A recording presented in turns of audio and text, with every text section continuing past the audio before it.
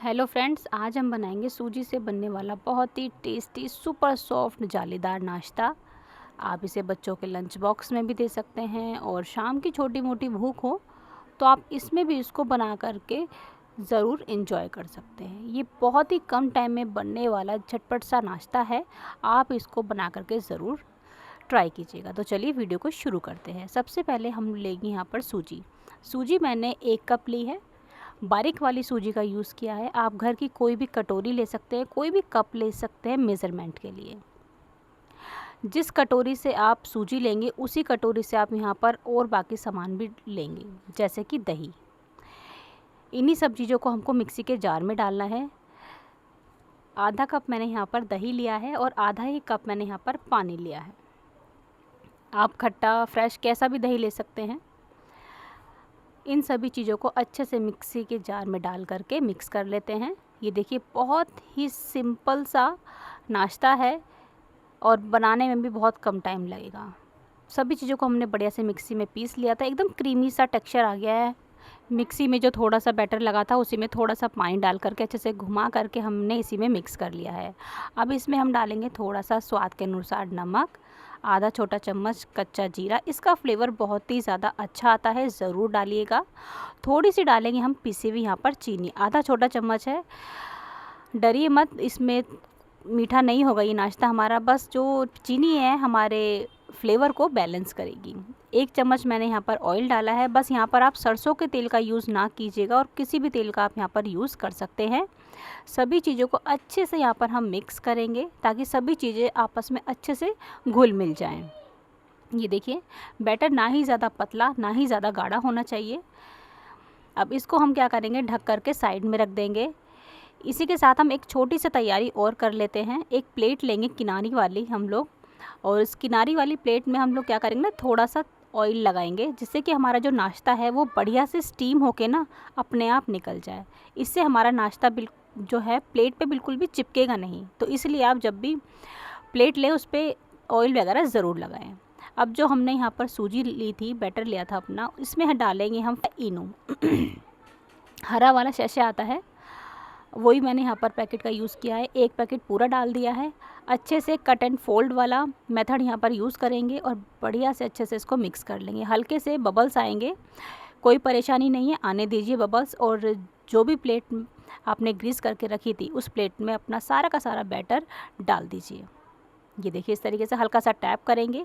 और साइड में मैंने एक कढ़ाई में पानी को गर्म होने के लिए चढ़ा दिया था पहले से। अच्छे से पानी गर्म हो गया है, स्टीम निकल रही है।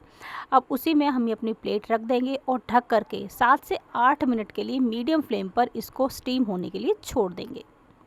7 से 8 मिनट के अंदर ही नाश्ता अच्छे से स्टीम होके तैयार हो जाएगा। ध्यान रखिए बीच में आपको इसको चेक नहीं करना है। 8 से 9 मिनट के बाद ही आप इसको चेक करेंगे, उससे पहले आप इसको चेक नहीं करेंगे।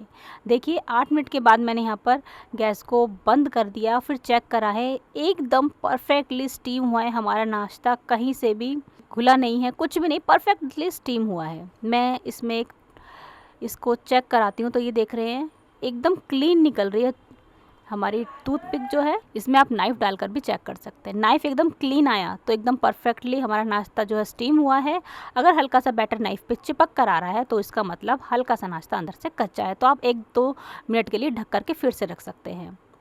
मैंने इसको 10 मिनट के लिए ठंडा होने के लिए रख दिया था। आप देख सकते हैं इसके जो किनारे हैं कैसे अपने आप निकल गए। वो इसलिए निकले हैं क्योंकि हमारा जो नाश्ता है बढ़िया से स्टीम हो गया है। अगर आपके किनारे ना इस तरीके से निकले तो हल्का सा जो है नाइफ़ साइडों में घुमा लीजिएगा, वो भी बहुत ही आसानी से निकल जाएगा आपका नाश्ता। पीछे से भी मैं आपको दिखा रही हूँ कितना बढ़िया से जालीदार बन करके तैयार हुआ है। अब आप इसको अपनी मनचाही शेप में कट कर सकते हैं, लेकिन मैंने इसको ट्रायंगल शेप में काटा है।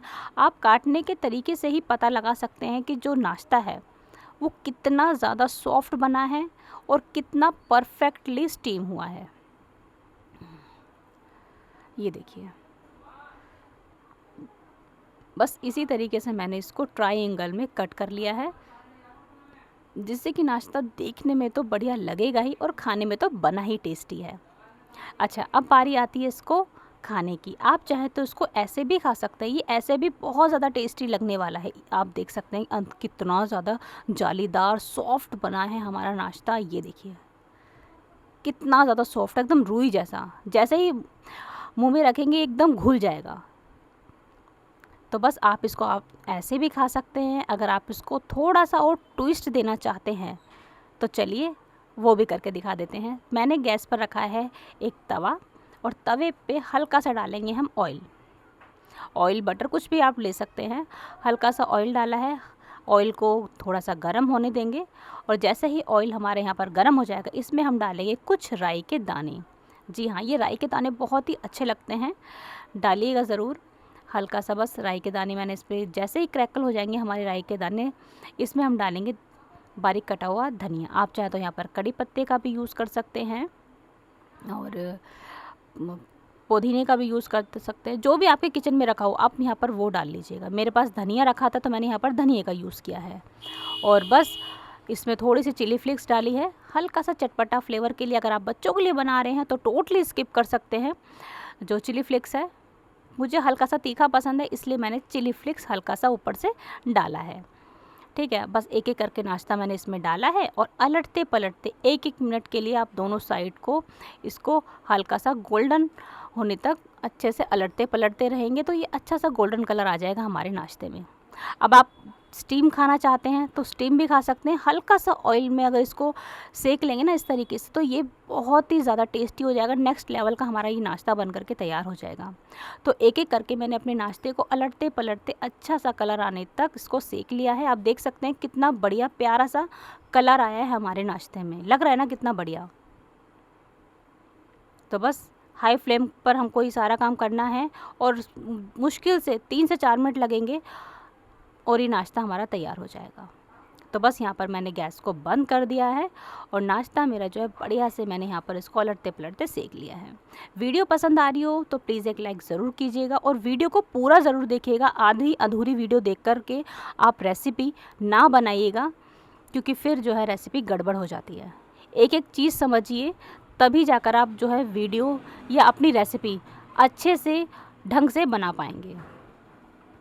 चलिए इसको कर लेते हैं हम सर्व।